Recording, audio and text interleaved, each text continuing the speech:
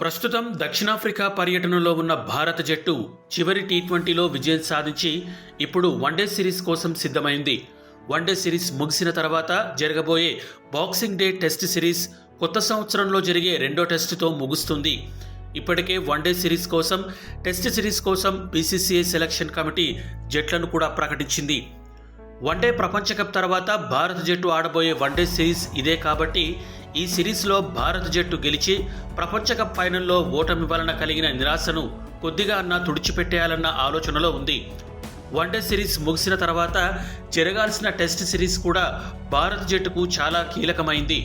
ప్రపంచ టెస్ట్ ఛాంపియన్షిప్లో ఇది భాగం కాబట్టి ఈ సిరీస్లో గెలిచి ఆ తర్వాత సొంత గడ్డపై జరగబోయే ఇంగ్లాండ్తో టెస్ట్ సిరీస్ కూడా గెలవాలన్న పట్టుదలతో ఉంది భారత జట్టు. ఈ రెండు సిరీస్లలో గెలిస్తేనే భారత జట్టుకు డబ్ల్యూటీసీ ఫైనల్ చేరడం కొద్దిగా సులభమవుతుంది. అయితే దక్షిణాఫ్రికాతో టెస్ట్ సిరీస్ ప్రారంభం కాకముందే టీమిండియాకు గట్టి ఎదురుదెబ్బ తగిలింది. భారత జట్టు ప్రధాన పేస్ బౌలర్ మహ్మద్ షమి గాయం కారణంగా జట్టుకు దూరమయ్యాడు. ప్రస్తుతం అతడు చీలమండ గాయంతో బాధపడుతున్నాడు. ఎన్సీఏలో రిహాబిలిటేషన్లో ఉన్న మహ్మద్ షమి పూర్తిగా కోలుకోవడానికి నెల రోజుల సమయం పట్టే అవకాశం ఉందన్నారు వైద్యులు. కాబట్టి అతడు దక్షిణాఫ్రికా టెస్ట్ సిరీస్ నుండి తప్పించినట్లు బీసీసీఐ ప్రకటించింది. మహ్మద్ షమి భారత గడ్డపై ఇంగ్లాండ్తో జరిగే 5 టెస్టుల సిరీస్ సమయానికి సిద్ధమయ్యే అవకాశం ఉంది.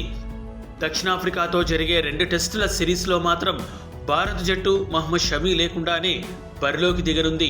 మరి ఈ టెస్ట్ సిరీస్లో షమి స్థానాన్ని ఎవరు భర్తీ చేస్తారో చూడాలి. ఈ వీడియో కనుక మీకు నచ్చినట్లయితే లైక్, షేర్, కామెంట్ చేయండి. మరిన్ని అప్డేట్స్ కోసం మా ఛానల్ని సబ్స్క్రైబ్ చేసుకోండి.